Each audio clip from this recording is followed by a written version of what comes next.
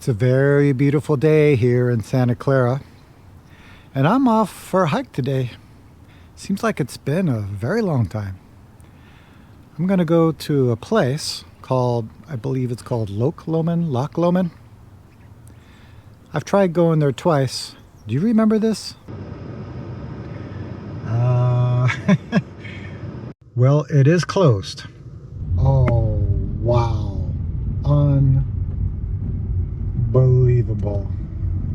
Guess what day today is? Now, today is Thursday. I usually go hiking on Wednesday. So it's supposed to be open today. If not, 3 strikes and I'm out. I'm going to give up. So if you want to see if it's open, come join me.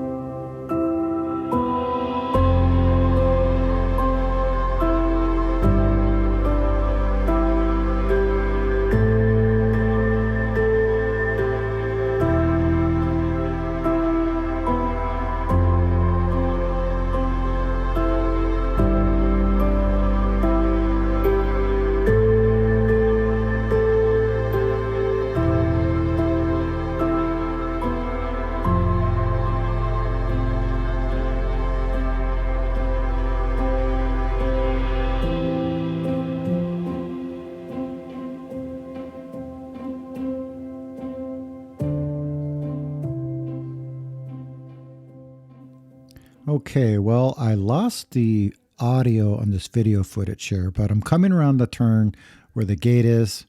It's usually closed. I have a bad feeling that it is closed at this moment. I drive a little closer, I get a little bit closer, and what do you know? The gate is open. Very surprised, very excited about this.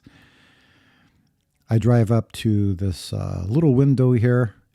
There's a fee to get into the park. And the man asked me if I've been here before. And I said, well, I tried to come here 2 other times, but it was closed. And of course, he told me, we're closed on Wednesdays.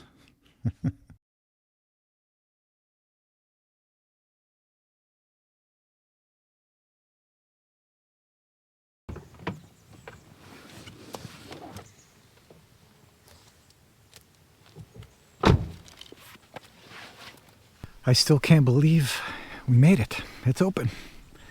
I believe there's a trail to start on over here. Let's take a look. All right.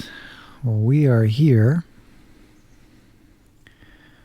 I think I'm going something like either around this way or that way. And eventually we'll get to this body of water and then hopefully circle around. Let's take a look. Sure is quiet.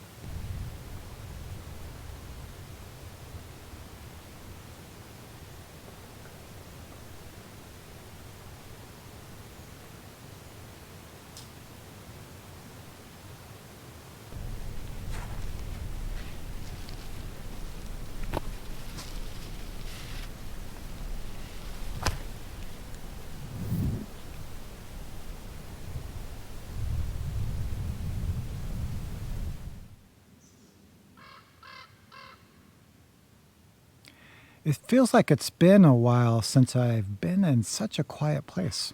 I'm really happy to be here today. I want to share with you and talk about why I think it's important to have a daily meditation practice. You often hear me encouraging this. I think sometimes we forget about meditation, or we forget how to bring meditation in each moment of our lives. Recently, I was on a family vacation up north near the Russian River. I was with my family and my wife's family, and we had a great time. And usually on these trips, I don't usually sleep very well, and also I don't do a formal sitting meditation because of the structure and schedule of the vacation. After our vacation, when we got back home, I noticed that I was a little off. And what I mean by off is I wasn't able to meet the daily difficulties that come up. They seemed to be a lot heavier, and I started to kind of put a lot of weight into self-absorption. I guess that's one way of saying it. And usually this happens, again, if I'm not sleeping very well, if my body's tired, I can't function very clearly. Sometimes if I'm not eating very well, like the foods that help me, I notice I'm not able to kind of meet those moments when it's needed. But I also notice that if I don't do a daily practice, I also get caught up into my thinking. When I noticed it's been about 5 days since I did sitting meditation, I thought of a story. There once was a woodcutter. Now, this is back in the day where they didn't have chainsaws. Everything was cut down by an axe. So this man was very big, very large man, very strong, a lot of energy. And he was able to cut down 10 to 15 very big trees just with this axe.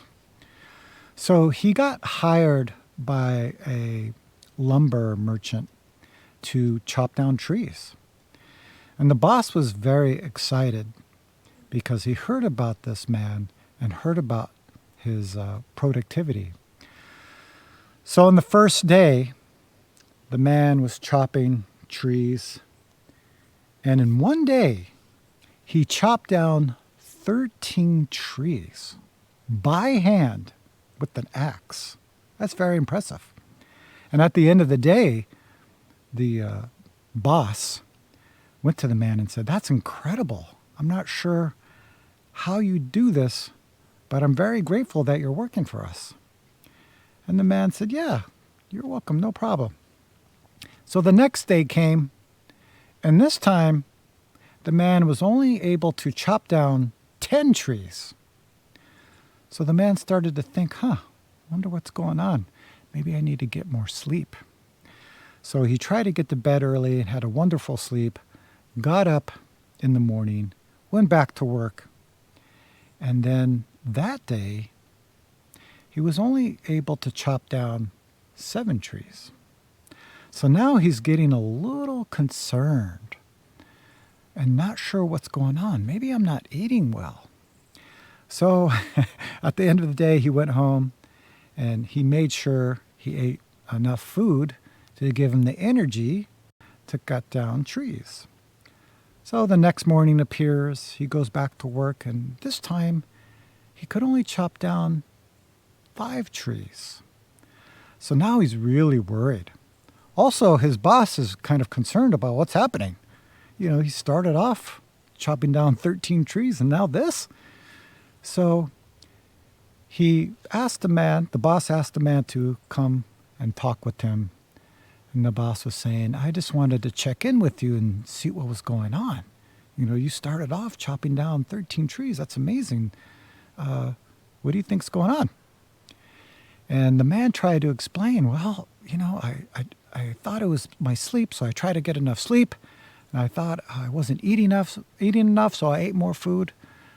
But I don't know what's going on." Then the boss looked at the man and said, "Well, when's the last time you sharpened your axe?" And the man looked at the boss and said, "Sharpen my axe? I don't have time for that. I'm too busy chopping down trees." This is a wonderful story, and I always connect it with meditation practice.